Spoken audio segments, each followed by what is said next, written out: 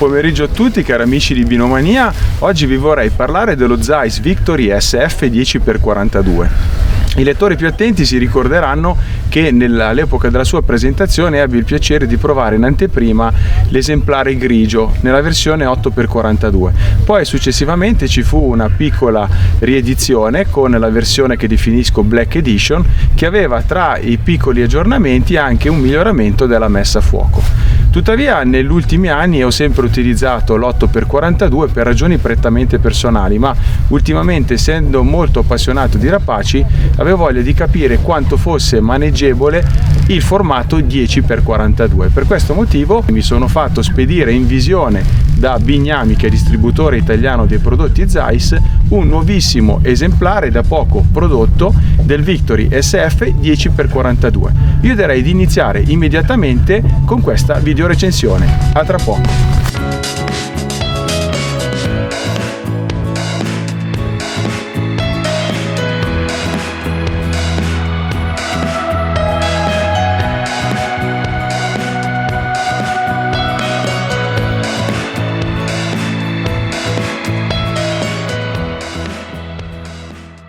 Tra le caratteristiche tecniche posso citare il formato, che in questo caso è un 10x42, il diametro della pupilla di uscita che è pari a 4,2 mm, ha un valore crepuscolare quindi di 20,5. L'angolo visivo o campo lineare in metri è di 120 metri a 1000 metri, che sono 6,5 gradi di campo.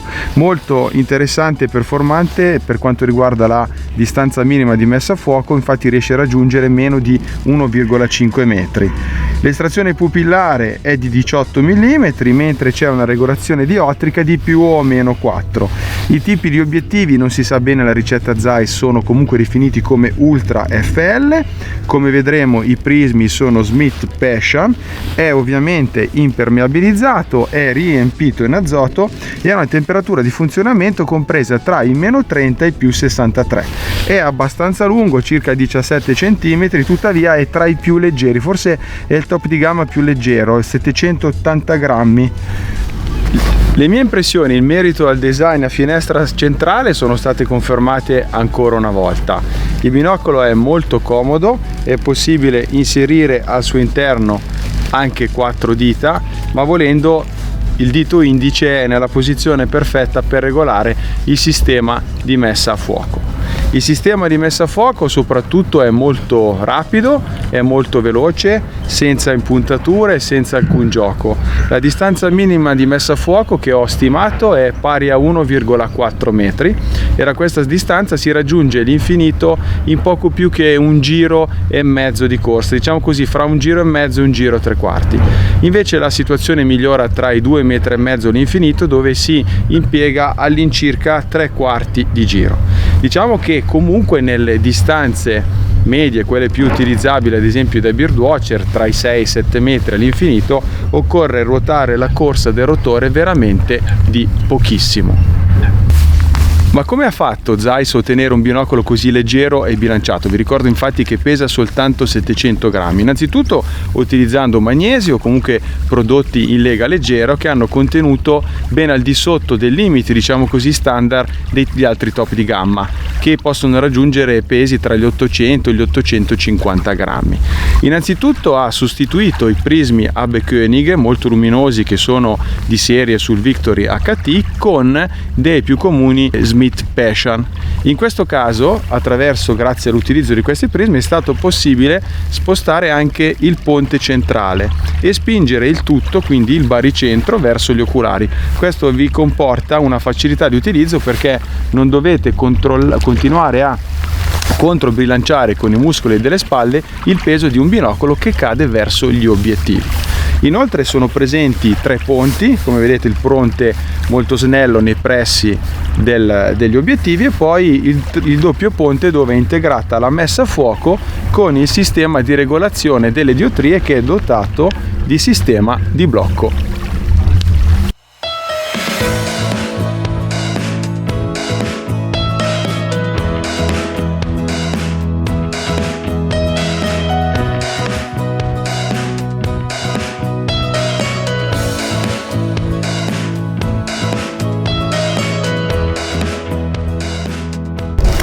Ho notato piacevolmente, non so se sia un fattore puramente soggettivo, di questo esemplare una modifica alla gamma precedente, che l'SF10x42 che sto usando è più nitido, leggermente più contrastato del mio esemplare 8x42.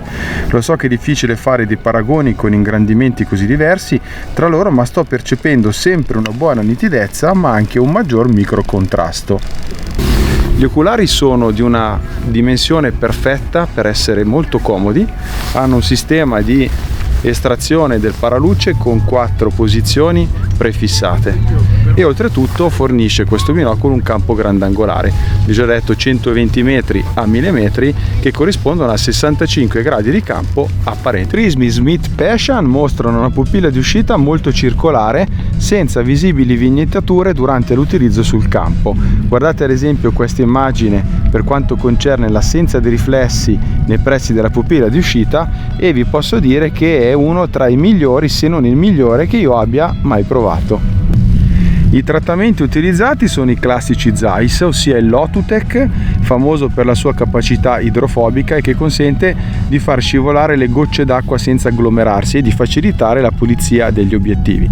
E poi presente il trattamento Zeiss T che migliora contrasto e nitidezza delle immagini. Per onor di cronaca ricordo ai lettori che il primo trattamento antiriflesso della storia è proprio della Zeiss.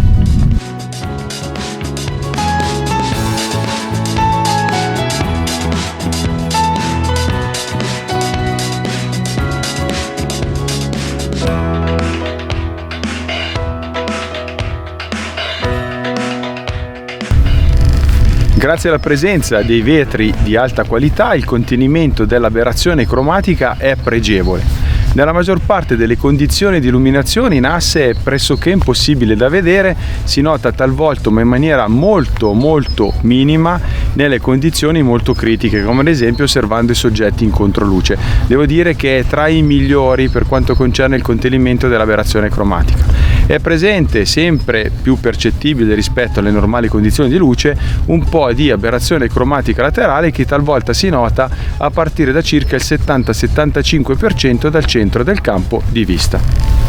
Riguardo la curvatura di campo, il binocolo presenta degli elementi asferici, infatti il campo è, si può dire, piatto sino al bordo. C'è soltanto una minima differenza di messa a fuoco, praticamente impercettibile, per i più minuziosi che comunque, ricorreggendola, mostra come l'unica aberrazione geometrica evidente durante l'uso diurno sia la curvatura di campo. Per quanto riguarda la distorsione invece è presente in maniera direi minima, nella media insomma un 4-5%, a partire dal 70% dal centro del campo di vista. Come sapete io non sono molto soggetto all'effetto palla rotolante, devo dirvi che comunque trovo ancora più confortevole nell'utilizzo del panic, quindi spaziando da destra a sinistra col binocolo, questo 10x42 rispetto all'8x42 classico, forse perché inquadra un po' meno campo.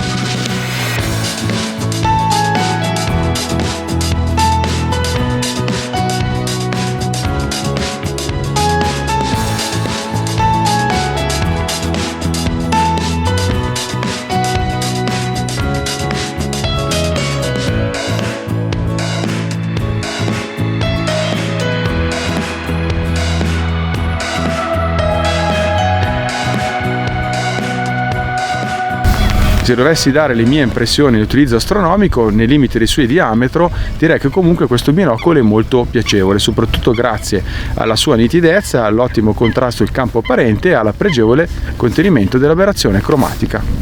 Nell'utilizzo sul campo ho apprezzato tutte le caratteristiche di questo binocolo, l'ergonomia, la rapidità con cui si mette a fuoco e con cui si opera sulla manopola centrale, l'ottimo e ampio campo di vista, una resa dei colori più calda e piacevole rispetto alla vecchia serie FL e un campo di vista più corretto rispetto alla serie Victory HT. La correzione dell'aberrazione cromatica al centro del campo è invidiabile, così come la capacità di contenere i riflessi durante le osservazioni in controluce. Infatti, durante alcuni tipi di osservazione sono un po' il cruccio di molti binocoli grandangolare, anche di più recente costruzione rispetto a questo progetto. Ho anche apprezzato molto la conformazione degli oculari e il range di regolazione della distanza interpupillare. La conformazione degli oculari poi è perfetta anche per chi possiede un naso importante e una distanza fra gli occhi modesta. La mia curiosità rispetto alla possibilità di gestire a mano libera anche il 10x è stata soddisfatta. Grazie all'ottimo bilanciamento dei pesi devo ammettere che lo Zeiss Victory SF è uno dei binocoli più facili da impugnare e utilizzare e consente di sfruttare anche a mano libera tutto il potere risolutivo concesso dal formato 10x42 a patto di impugnare bene il binocolo. Tra i pregi posso citare l'ottima costruzione meccanica, l'impermeabilizzazione, la robustezza e soprattutto il sistema di messa a fuoco Smart Focus decisamente molto performante. E poi uno tra i migliori per quanto riguarda il contenimento dell'aberrazione cromatica e ha una nitidezza e un contrasto che consentono sia l'osservazione dei chiaroscuri pur mantenendo un ottimo bilanciamento dei colori. Il binocolo ha anche una tonalità calda che è particolarmente apprezzabile nell'utilizzo naturalistico. A questi livelli diciamo che eventuali difetti sono molto soggettivi e dettati dai gusti personali. Quello che si può dire oggettivamente è che lo Zeiss Victory SF attualmente ha perso il primato della grandangolarità. Da un punto di vista soggettivo avrei preferito avere magari anche una colorazione verde, similmente al vecchio Victory FL 8x42 che all'epoca era uno dei miei binocoli preferiti. Un'altra cosa che mi sento di dover dire a Zeiss è che forse sarebbe preferibile avere una custodia molto più larga, perché questa ha qualche problema di vestibilità. Per il resto lo Zeiss Victory SF è una tra le migliori concezioni attualmente disponibili sul mercato a livello di binocolo destinato a un utilizzo prettamente naturalistico e il 10x42 potrebbe essere il formato perfetto per molti birdwatcher esigenti. Concludo questa video recensione parlandovi del prezzo di acquisto che attualmente, marzo 2021, prezzo Bignami, è pari a 2.779 euro. Ci sono ovviamente ben 10 anni di garanzia.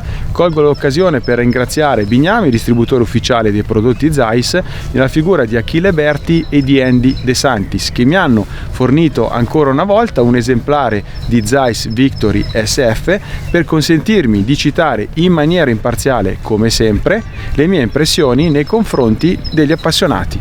Un caro saluto a tutti e se ancora non l'avete fatto vi prego di iscrivervi al canale YouTube di Binomania. Ci vediamo venerdì prossimo con un'altra video recensione e tutti i giorni sul sito ufficiale che è www.binomania.it.